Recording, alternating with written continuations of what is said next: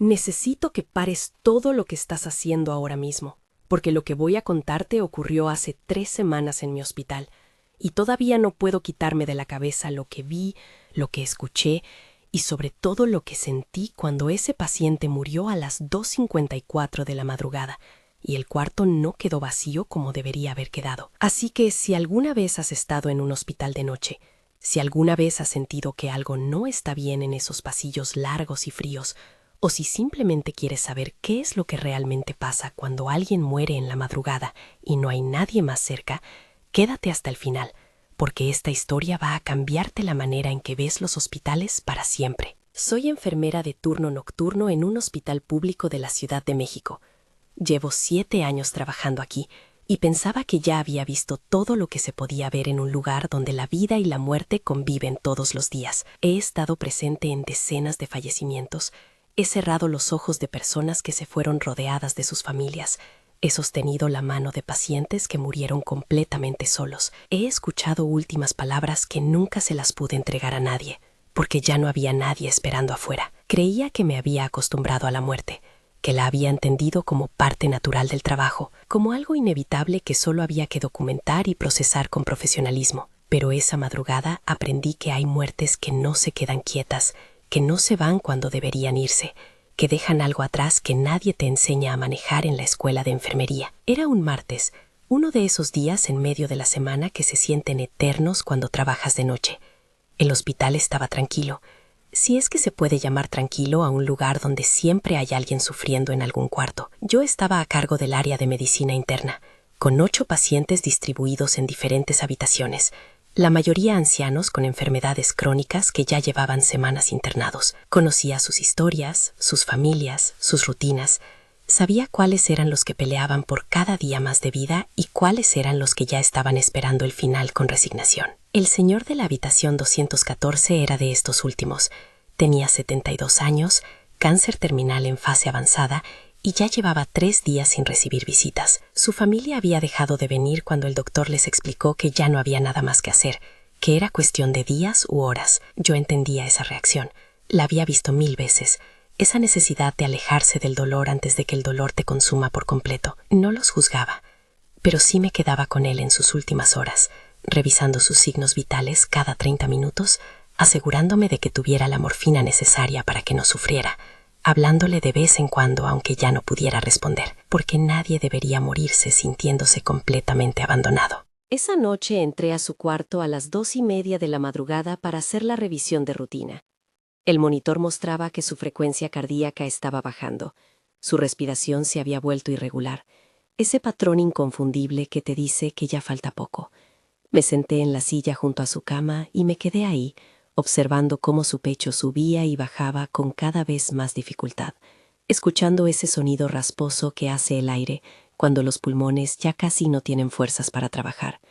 Le tomé la mano, que estaba fría y áspera, y le dije en voz baja que estaba bien, que podía irse tranquilo, que ya había peleado suficiente. A las 2:54 exactamente, el monitor empezó a pitar con ese sonido agudo y constante que todos conocemos, esa línea recta en la pantalla que significa que el corazón dejó de latir. Me levanté para apagar la alarma y seguí el protocolo que he seguido tantas veces, verificar que efectivamente no había pulso, anotar la hora exacta del fallecimiento, cerrar sus ojos con cuidado, acomodar su cuerpo en una posición digna, cubrir su rostro con la sábana hasta el pecho. Todo esto lo hice en automático, con ese profesionalismo que desarrollas después de años de práctica, sin permitirme sentir demasiado, porque si te permites sentir en cada muerte, terminas destruida. Pero cuando terminé y me quedé ahí parada junto a la cama, algo cambió. El cuarto se quedó en silencio, sin el pitido del monitor, sin la respiración trabajosa del paciente, sin ningún sonido mecánico que llenara el espacio. Debería haber sido un silencio normal, un silencio vacío, pero no lo fue. Era un silencio cargado, pesado, como si el aire mismo se hubiera vuelto más denso. Y entonces escuché algo que no debería estar ahí. Un murmullo, muy bajo, casi imperceptible, como si alguien estuviera susurrando palabras que yo no podía distinguir. No venía del pasillo, no venía de los cuartos vecinos, venía de dentro de esa habitación, de algún lugar que yo no podía ubicar. Miré alrededor buscando una explicación lógica, algún equipo que estuviera haciendo ruido, alguna tubería vieja, pero todo estaba apagado, todo estaba quieto. El murmullo seguía ahí, constante, y mientras más atención le ponía, más claro se volvía, aunque nunca llegué a entender qué estaba diciendo. Sentí un escalofrío que me recorrió la espalda completa. La temperatura del cuarto parecía haber bajado varios grados de repente. Podía ver mi propio aliento condensándose en el aire frente a mí, algo que no tenía ningún sentido, porque el clima del hospital siempre está controlado. Me froté los brazos tratando de calentarme, pero el frío venía de adentro, de los huesos mismos. No era un frío que pudieras combatir con una chamarra.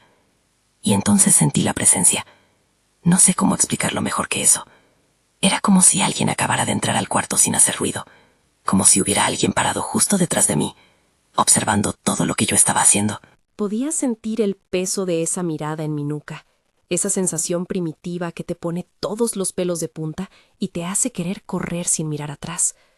Me obligué a voltear despacio, con el corazón latiéndome tan fuerte que podía escucharlo en mis oídos. Pero el cuarto estaba vacío. Solo estaba yo y el cuerpo sin vida del paciente, cubierto con la sábana blanca. Pero la sensación no desaparecía. Algo estaba ahí conmigo, algo que no podía ver, pero que podía sentir con cada fibra de mi cuerpo. Salí del cuarto más rápido de lo que debería, cerrando la puerta detrás de mí con manos temblorosas, y me quedé parada en el pasillo tratando de calmarme, diciéndome a mí misma que era el cansancio, que eran los nervios, que después de presenciar una muerte es normal sentirse alterada. El pasillo estaba en penumbra, siempre lo está a esas horas, con solo la mitad de las luces encendidas para no molestar a los pacientes que están durmiendo. Las luces fluorescentes zumbaban con ese sonido constante que después de años trabajando aquí se vuelve parte del fondo, algo que tu cerebro aprende a filtrar. Pero esa noche el zumbido se sentía diferente, más alto, más penetrante, como si las luces mismas estuvieran tensas, y entonces el zumbido se detuvo completamente. Todas las luces seguían encendidas, pero el sonido desapareció de golpe, dejando un silencio antinatural que me hizo contener la respiración. En ese silencio absoluto, escuché los pasos. Eran lentos, arrastrados, como si quien caminaba tuviera dificultad para levantar los pies del piso. No eran los pasos rápidos y decididos de un doctor en medio de una emergencia, ni los pasos suaves y cautelosos de una enfermera tratando de no despertar a los pacientes. Eran pasos sin prisa, pasos que sonaban mojados contra el linóleo del piso, pasos que venían desde el fondo del pasillo, desde el ala vieja del hospital, que casi nunca usamos. Esa parte del edificio es la original, la que construyeron hace más de 50 años, cuando el hospital era mucho más pequeño. Oficialmente está cerrada por problemas estructurales, fallas eléctricas constantes, tuberías que gotean, ese tipo de cosas que siempre están en lista de reparación, pero que nunca se arreglan del todo. Pero todas las que trabajamos aquí sabemos que esa no es la verdadera razón por la que nadie quiere usar esos cuartos. Es porque ahí pasan cosas que no podemos explicar.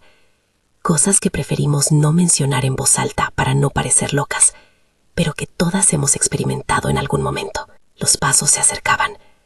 Podía escuchar cómo cada pie se arrastraba contra el suelo. Ese sonido húmedo y pesado que te hace imaginar cosas que no quieres imaginar. Me quedé paralizada en medio del pasillo, con todos mis instintos gritándome que corriera, pero con mi cuerpo completamente incapaz de moverse.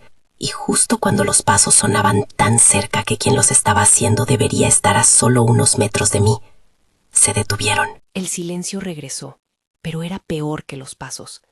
Era el tipo de silencio que te hace saber que algo está ahí, esperando, observando, decidiendo qué hacer contigo. Reuní todo mi valor y hablé, con la voz temblando de una manera que me avergonzó. Pregunté si había alguien ahí, sabiendo en el fondo que era una pregunta estúpida, que si había alguien ya me habría respondido, que lo que fuera que estaba haciendo esos sonidos no era algo que respondiera a preguntas normales. Los pasos no regresaron, pero sentí ese frío otra vez, ese frío que no viene del aire, sino de algo más profundo. Y entonces lo vi. En el reflejo del vidrio de una puerta cercana, pude ver una figura parada justo detrás de mí. Era alta, vestía una bata de hospital, pero no podía distinguir su rostro porque estaba en sombras, como si la luz no quisiera tocarla. La figura no se movía, solo estaba ahí, parada a menos de 1 metro de mi espalda, observándome. Me giré tan rápido que casi pierdo el equilibrio. El pasillo estaba completamente vacío. No había nadie detrás de mí, no había nadie en ninguna dirección. Solo las luces parpadeantes y ese zumbido que había regresado como si nunca se hubiera detenido. Pero el olor había cambiado. Ya no olía a desinfectante y cloro como siempre huele un hospital. Ahora olía a humedad, a encierro, a algo que ha estado guardado en un lugar oscuro durante demasiado tiempo. Era el olor de un sótano abandonado, de una habitación que nadie ha abierto en años, de algo que no debería estar en un edificio que funciona las 24 horas del día. Caminé hacia la estación de enfermería, tratando de mantener la calma, de no correr aunque cada parte de mí quería salir de ahí lo más rápido posible. Pero mientras caminaba, sentía esos ojos en mi espalda, esa presencia siguiéndome a una distancia que no podía medir, manteniéndose justo fuera de mi visión periférica. Cada vez que volteaba rápido, no había nada, pero en cuanto seguía caminando, la sensación regresaba, más intensa, más cercana. Llegué a la estación y me senté frente a la computadora, con las manos todavía temblando, tratando de concentrarme en llenar el reporte de defunción del paciente. Anoté la hora, las circunstancias, todos los datos que requiere el protocolo. Pero mientras escribía, podía escuchar sonidos viniendo de diferentes partes del pasillo. Una puerta que se abría despacio, el chirrido de una camilla moviéndose sola, el goteo constante de agua, aunque no había ninguna llave abierta cerca. Y entonces escuché algo que me heló la sangre. Una respiración, lenta, pesada, trabajosa, como la de alguien que está luchando por cada bocanada de aire. Venía del ala vieja, desde uno de esos cuartos cerrados que supuestamente están vacíos. Me levanté sin pensarlo, movida por ese instinto profesional que te hace investigar cualquier sonido extraño porque podría ser un paciente en problemas, aunque mi cerebro me gritaba que me quedara donde estaba, que no me acercara a esos cuartos por nada del mundo. Caminé hacia el sonido con pasos lentos, sintiendo cómo cada metro me costaba más esfuerzo, como si el aire mismo se volviera más espeso mientras más me acercaba.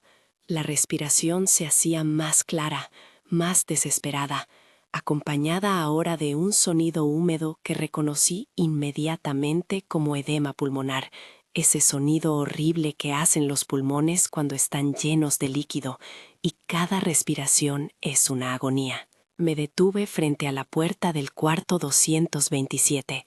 Ese cuarto llevaba cerrado desde que yo empecé a trabajar aquí, siempre con un cartel de fuera de servicio que nadie se molesta en quitar o actualizar. La respiración venía claramente de ahí adentro, tan real y tan angustiante que podía imaginar perfectamente al paciente al otro lado, luchando por su vida, necesitando ayuda urgente. Puse mi mano en la manija de la puerta y justo antes de girarla, escuché mi nombre. No fue un grito pidiendo ayuda, no fue la voz débil de alguien enfermo, fue dicho con claridad absoluta, con una familiaridad que me hizo sentir como si quien lo dijera me conociera desde siempre, como si hubiera estado esperando años para poder pronunciar mi nombre en voz alta. La voz venía de dentro del cuarto, pero sonaba extraña, hueca, como si estuviera siendo filtrada a través de algo que distorsionaba su calidad. Solté la manija como si quemara y di 3 pasos hacia atrás. Mi nombre sonó otra vez, esta vez más insistente, acompañado de ese sonido de respiración agonizante. Todas las células de mi cuerpo me gritaban que abriera esa puerta, que había alguien ahí adentro que necesitaba ayuda, pero algo más profundo, algo más primitivo en mi cerebro me decía que si abría esa puerta iba a haber algo que no podría olvidar nunca, algo que cambiaría fundamentalmente mi relación con este lugar. Retrocedí hasta la estación de enfermería casi corriendo. En ese momento exacto, el teléfono interno sonó con ese timbre estridente que siempre me sobresalta sin importar cuántas veces lo escuche. Contesté con la respiración agitada, esperando que fuera algún doctor o alguna compañera de otra área, cualquier cosa que me conectara con algo normal y explicable. Dije, enfermería, con voz temblorosa. Del otro lado había silencio, pero no era un silencio vacío como cuando alguien marca por error y no habla. Era un silencio ocupado. Podía sentir que había alguien ahí, escuchando, esperando, decidiendo qué decir. Estuve a punto de colgar, cuando una voz muy baja, casi un susurro, habló desde el otro lado de la línea. Me dijo, aquí pasan cosas que no se anotan en los expedientes. La línea se cortó inmediatamente después, dejándome con el teléfono pegado a la oreja y el corazón latiéndome tan fuerte que pensé que iba a desmayarme. Miré el identificador de llamadas en la pantalla del teléfono y lo que vi me dejó sin palabras. La llamada venía de la extensión del cuarto 227, el cuarto que lleva años sin funcionar. El cuarto que supuestamente no tiene ni siquiera energía eléctrica conectada. Me forcé a respirar profundo varias veces, tratando de calmar el pánico que amenazaba con paralizarme por completo. Volteé hacia el pasillo que llevaba al ala vieja, y lo que vi me hizo soltar un grito ahogado. La puerta del cuarto 227 estaba entreabierta. No mucho, tal vez unos 10 centímetros, pero lo suficiente como para ver que adentro estaba completamente oscuro. Una oscuridad absoluta que parecía absorber la luz, en lugar de simplemente ser la ausencia de ella. Y en el piso, extendiéndose desde la puerta hacia donde yo estaba, había marcas húmedas, huellas de pies descalzos, perfectamente definidas, como si alguien hubiera salido de ese cuarto caminando con los pies mojados. Pero lo más perturbador era que las huellas no llevaban a ninguna parte.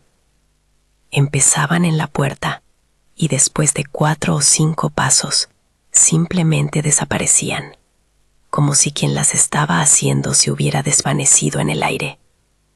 Me quedé ahí sentada el resto de la noche, sin moverme de la estación de enfermería, con todas las luces posibles encendidas, evitando mirar hacia ese pasillo, concentrándome en cualquier tarea que pudiera mantener mi mente ocupada. Pero los sonidos no pararon. Cada pocos minutos escuchaba algo nuevo. El arrastre de una camilla, aunque todas estaban guardadas en su lugar. El pitido de un monitor, mostrando signos vitales, aunque no había ningún paciente conectado. El sonido de pasos caminando de un cuarto a otro. Voces susurrando conversaciones que no podía entender. El crujido de una cama cuando alguien se sienta, aunque todos los pacientes estaban durmiendo. Revisé cada uno de mis pacientes 3 veces esa noche, solo para tener una excusa para moverme, para no quedarme quieta pensando en lo que había visto y escuchado. Todos estaban bien, durmiendo tranquilos, ajenos a lo que estaba pasando en los pasillos afuera de sus cuartos. Ninguno de ellos mencionó haber escuchado nada extraño. Ninguno parecía sentir esa presencia opresiva que yo no podía quitarme de encima. Cuando finalmente empezó a amanecer y comenzó a llegar el personal del turno matutino, todo cambió de manera tan abrupta que parecía irreal. Los sonidos extraños cesaron por completo. El frío antinatural desapareció. Las luces dejaron de parpadear. El hospital volvió a ser solo un hospital, con doctores caminando rápido llevando expedientes, con enfermeras haciendo cambios de turno, con personal de limpieza trapeando los pisos, con ese bullicio normal de un lugar que está despertando para otro día de trabajo. Le pasé el turno a mi compañera, tratando de actuar normal, de no mencionar nada de lo que había experimentado, porque sabía cómo sonaría. Sabía que pensaría que estaba cansada o estresada o que necesitaba vacaciones. Pero ella me miró de una manera extraña y me preguntó si me sentía bien. Me dijo que me veía pálida, que parecía como si hubiera visto un fantasma. Me reí nerviosamente y le dije que había sido una noche larga, que había tenido una defunción y que siempre me afectan un poco. Ella asintió con comprensión, pero luego me dijo algo que me dejó helada. Me preguntó si había sido en el 214, y cuando le dije que sí, me contó que era el tercer paciente que moría en ese cuarto en los últimos 2 meses, y que cada vez que alguien fallecía ahí, la enfermera de turno reportaba cosas extrañas durante el resto de la noche. Sonidos que no podían explicar, sensaciones de que alguien las estaba siguiendo, puertas que se abrían solas, llamadas telefónicas de cuartos vacíos. Me dijo que una de las enfermeras veteranas le había contado que hace años ese cuarto había sido parte del área de cuidados intensivos y que durante una época particularmente difícil habían perdido a varios pacientes ahí en circunstancias traumáticas. Desde entonces, ese cuarto había sido como un imán para las muertes difíciles, para los pacientes que se iban solos, para los fallecimientos que ocurrían en la madrugada, cuando el hospital estaba más tranquilo y el velo entre los mundos se volvía más delgado. Salí del hospital con el sol ya alto en el cielo, caminando hacia la parada del autobús como si nada hubiera pasado, pero sabiendo que algo fundamental había cambiado dentro de mí. Ahora sabía que los hospitales no son solo edificios donde la gente viene a curarse o a morir. Son lugares donde se acumula energía, donde el sufrimiento y el miedo y la esperanza y la desesperación de miles de personas se impregnan en las paredes, en los pisos, en el aire mismo.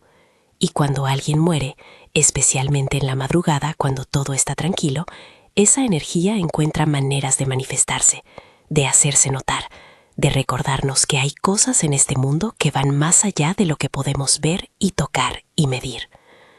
Desde esa noche he estado más atenta a los patrones. He notado que los fenómenos extraños siempre ocurren entre las 2 y las 4 de la madrugada. Esa hora que en todas las culturas se conoce como la hora muerta, cuando la frontera entre nuestro mundo y lo que sea que haya más allá se vuelve permeable. He observado que ciertos cuartos son más propensos a estas manifestaciones, especialmente aquellos donde han ocurrido muertes traumáticas o donde los pacientes han pasado por sufrimientos prolongados. He escuchado a otras enfermeras susurrar sus propias experiencias, cuando creen que nadie más está escuchando. Historias de sombras que se mueven en los rincones, de voces que llaman desde cuartos vacíos, de presencias que se sienten pero no se ven. Una noche, después de otro turno particularmente extraño, me encontré con un guardia de seguridad que llevaba 20 años trabajando en el hospital. Le pregunté directamente si él también había notado cosas raras, esperando que se riera de mí o que negara todo. Pero en lugar de eso me miró con una seriedad que no esperaba y me dijo que en todos sus años ahí había aprendido una regla fundamental. Después de medianoche, no investigas sonidos extraños, no sigues sombras que se mueven. No respondes a voces que te llaman desde lugares donde no debería haber nadie. Y definitivamente, nunca entras a un cuarto que se supone debe estar vacío, pero del que escuchas sonidos saliendo. Me contó que hace 5 años un guardia nocturno nuevo no siguió esas reglas. Escuchó pasos en el ala vieja y decidió investigar porque pensó que tal vez había un intruso o un paciente confundido vagando por ahí. Siguió los pasos hasta el final del pasillo, hasta el último cuarto.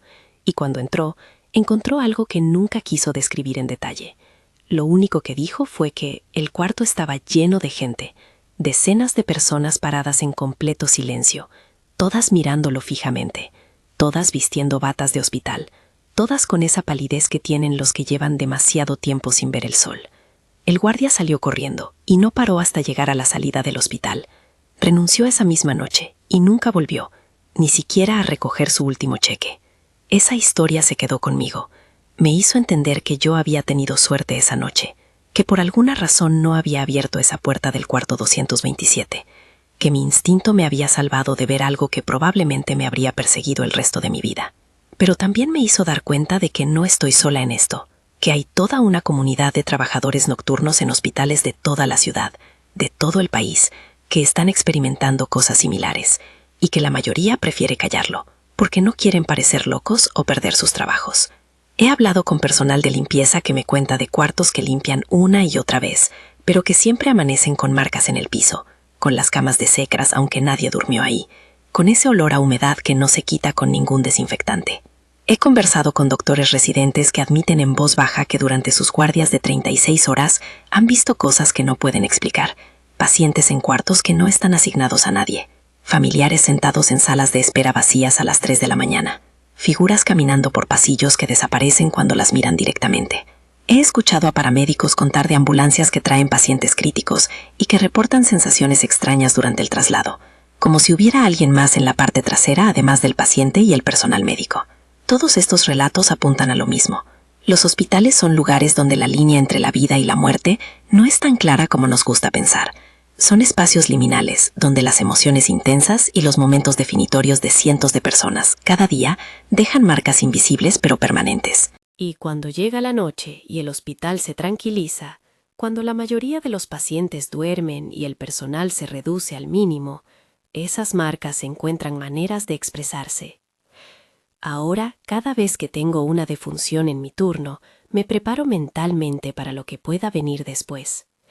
Sigo el protocolo, trato al cuerpo con respeto y dignidad, pero también estoy atenta a cualquier cambio en el ambiente, a cualquier sensación extraña, a cualquier sonido que no debería estar ahí. He aprendido a confiar en mis instintos de una manera que nunca antes había hecho. Si un pasillo se siente mal, lo evito y encuentro otra ruta. Si un cuarto desprende esa energía pesada y opresiva, entro y salgo lo más rápido posible, sin quedarme más tiempo del necesario. Si escucho mi nombre siendo llamado y no puedo identificar claramente de dónde viene o quién lo está diciendo, finjo no haberlo escuchado y sigo con lo que estaba haciendo.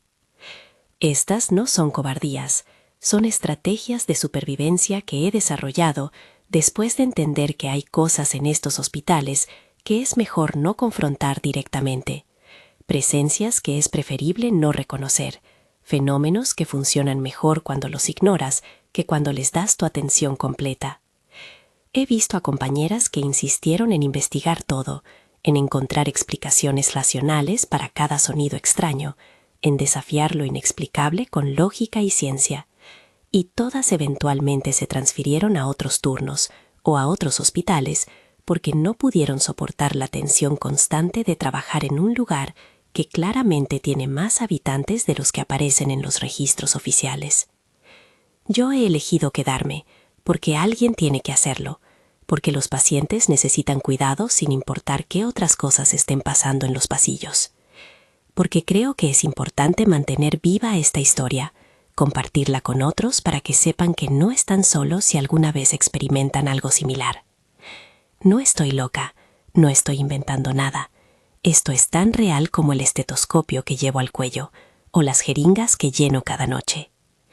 Si tú estás escuchando esta historia y has trabajado en un hospital, especialmente de noche, probablemente estás asintiendo con la cabeza ahora mismo, porque reconoces lo que estoy describiendo. Tal vez tú también has sentido esa presencia siguiéndote por los pasillos. Tal vez tú también has escuchado respiraciones viniendo de cuartos vacíos. Tal vez tú también has visto sombras que no coinciden con ningún objeto físico. Tal vez tú también has recibido llamadas telefónicas de extensiones que no deberían estar funcionando. Y si ese es el caso, quiero que sepas que te creo, que tu experiencia es válida, que no estás imaginando cosas ni estás perdiendo la razón. Los hospitales son portales. Son lugares donde la gente entra enferma y sale curada, o donde entra viva y sale muerta. Son espacios de transición donde se toman decisiones que cambian vidas, donde se dan noticias que nunca se olvidan, donde ocurren milagros y tragedias en igual medida. Y toda esa energía, toda esa carga emocional, todo ese peso existencial no simplemente desaparece, se queda, se acumula, se transforma en algo que no podemos ver claramente, pero que definitivamente podemos sentir. La próxima vez que tengas que estar en un hospital de noche, ya sea como visitante, como paciente o como trabajador, presta atención a tu entorno de una manera diferente. Nota los pequeños detalles que normalmente ignorarías. Escucha los sonidos que se esconden debajo del ruido constante de los equipos médicos. Observa las sombras en los rincones y cómo a veces parecen moverse con voluntad propia. Siente el aire a tu alrededor y detecta esos cambios sutiles de temperatura que no tienen explicación física. Y si algo se siente mal, si tu instinto te dice que te alejes de cierta área o que no entres a cierto cuarto, Por favor, hazme caso y confía en esa voz interior que está tratando de protegerte. Porque lo que aprendí esa noche, cuando el señor del 214 murió a las 2:54 de la madrugada, es que la muerte no es